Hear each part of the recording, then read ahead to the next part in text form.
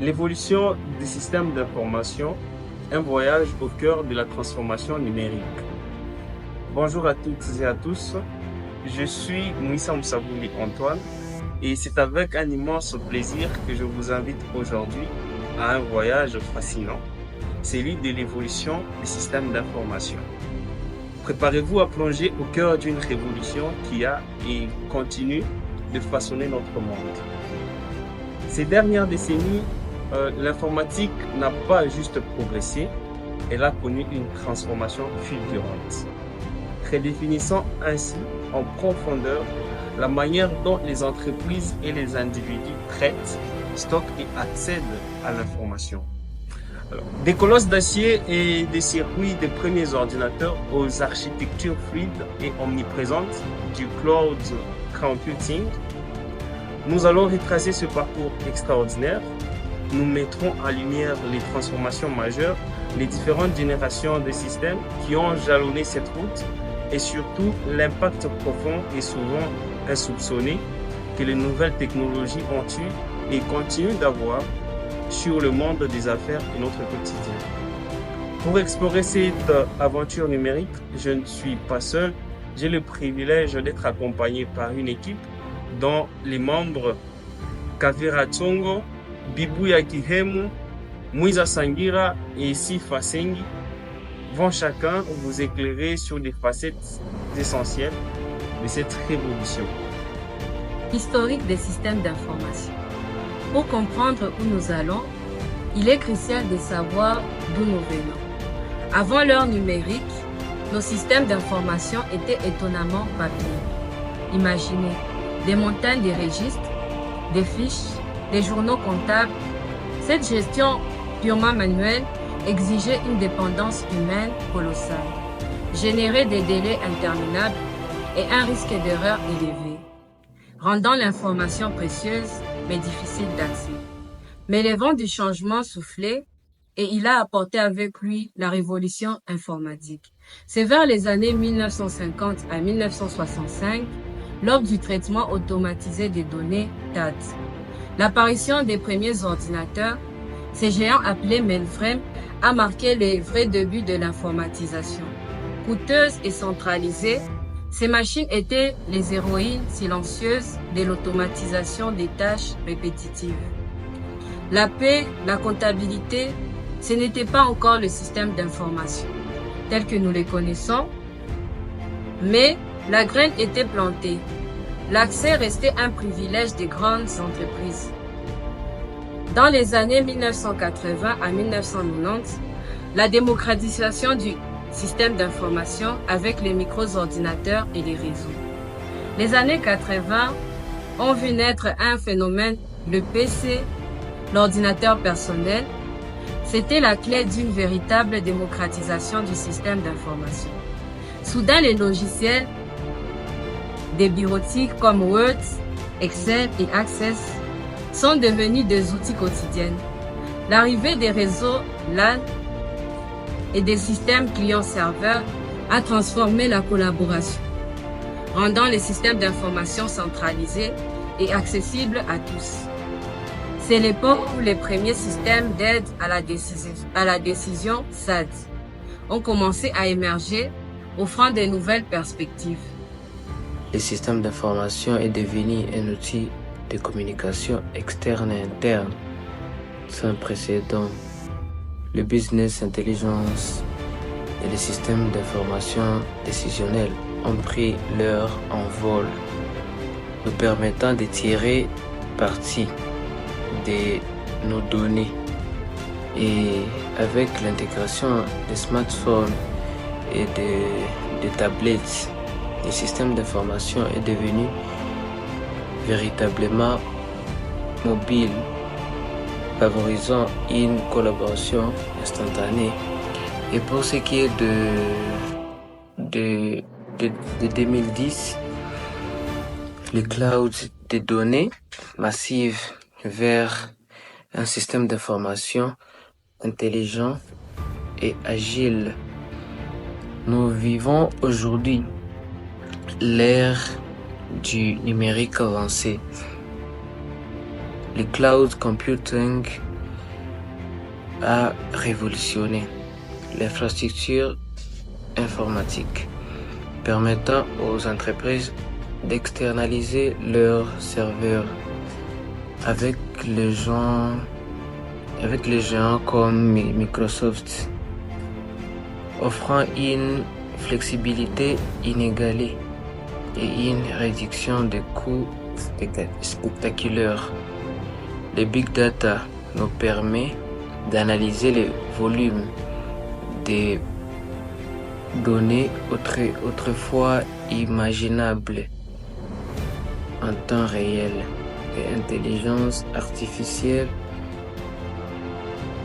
et puis le machine learning et l'automatisation robotisée, les processus transformés, les systèmes d'information en système prédictif, auto-apprenant et incroyablement efficace. Mais cette puissance s'accompagne de nouveaux défis majeurs comme les cybersécurité, la gouvernance des données et la conformité réglementaire sont plus que jamais au centre de nos préoccupations. Le cloud computing n'est pas seulement une nouvelle technologie, c'est une révolution opérationnelle qui agit comme un véritable catalyseur pour l'adoption de tant d'autres innovations. Pourquoi est-il si important? Ses avantages pour les entreprises sont multiples et transformateurs. Premièrement, la réduction drastique de coûts, fini les lourds investissements initiaux en infrastructure. On passe à un modèle de coût flexible basé sur l'utilisation. Deuxièmement, scalabilité et flexibilité inégalée. Ajustez vos ressources informatiques en temps réel.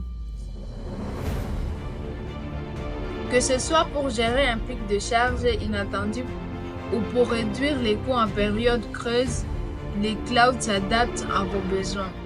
Fiabilité et sécurité renforcée.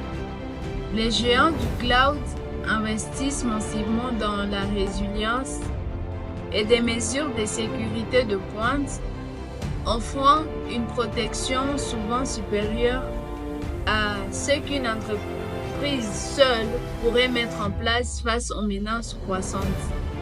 Innovation accélérée.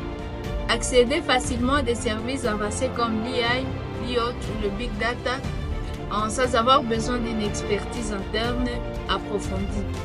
C'est un véritable laboratoire d'innovation à portée de main. Mobilité et collaboration sans frontières. Vos équipes peuvent accéder facilement aux applications et aux données depuis n'importe où, favorisant le télétravail, une collaboration fluide et essentielle dans le monde d'aujourd'hui. En somme, les nouvelles technologies, quand elles sont exploitées efficacement, elles ne sont pas des simples outils. Elles sont des moteurs qui transforment la nature même du travail, développent les compétences des travailleurs, stimulent une productivité exponentielle et in fine, créent des meilleurs emplois au sein des entreprises. Maintenant, pour systématiser notre compréhension, nous pouvons catégoriser cette évolution en 5 grandes générations de systèmes d'information, chacune portée par des avancées technologiques et des objectifs distincts.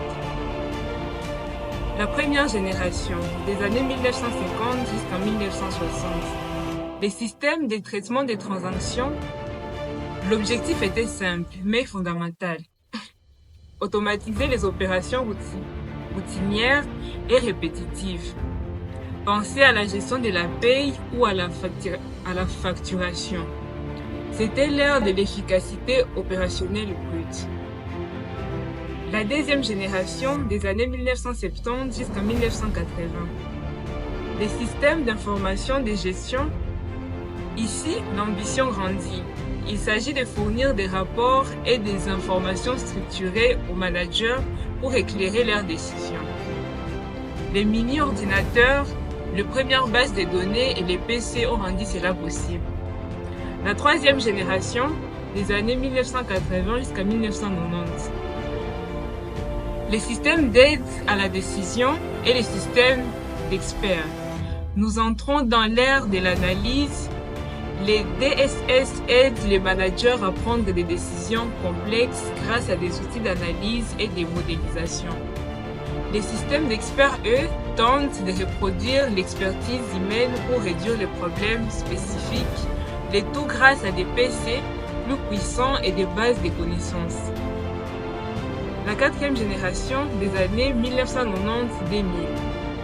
Les systèmes d'information d'entreprise et les logiciels de gestion intégrés, c'est l'ère de l'intégration globale. Les EIS offrent une vue d'ensemble stratégique aux dirigeants, tandis que les ERP comme SAP ou Oracle visent à intégrer tous les processus métiers au sein d'un système unique visant des solutions. Les bases de données relationnelles et Internet sont les piliers de cette transformation. La cinquième génération depuis 2000. Les systèmes basés sur le web mobile et cloud computing. La génération actuelle est celle de l'accessibilité universelle et de la flexibilité et de la scalabilité.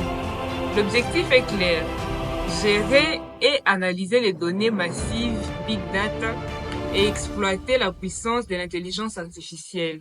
Internet, les mobiles, la virtualisation, le machine learning et les architectures microservices sont les technologies qui propulsent cette ère. En conclusion, ce voyage à travers l'historique et les futurs des systèmes d'information, il est clair que l'évolution des premiers calculateurs aux architectures cloud les plus sophistiquées est le reflet d'une quête incessante sur l'efficacité, de l'accessibilité et désormais de l'intelligence. Le cloud computing n'est qu'une simple tendance technologique, c'est un véritable changement de paradigme qui redéfinit fondamentalement l'infrastructure informatique de nos entreprises. Plus qu'une solution, c'est le catalyseur qui rend possible l'adoption massive de l'intelligence artificielle, l'exploitation du big data et le déploiement de l'Internet des objets. Pour les entreprises d'aujourd'hui, comprendre et surtout maîtriser ces évolutions n'est plus un simple avantage compétitif, c'est devenu une nécessité absolue pour innover, s'adapter et prospérer dans un environnement économique en constante mutation. L'avenir appartient à ceux qui sauront non seulement adopter, mais aussi anticiper la prochaine vague des transformations numériques. Merci pour votre attention soutenue.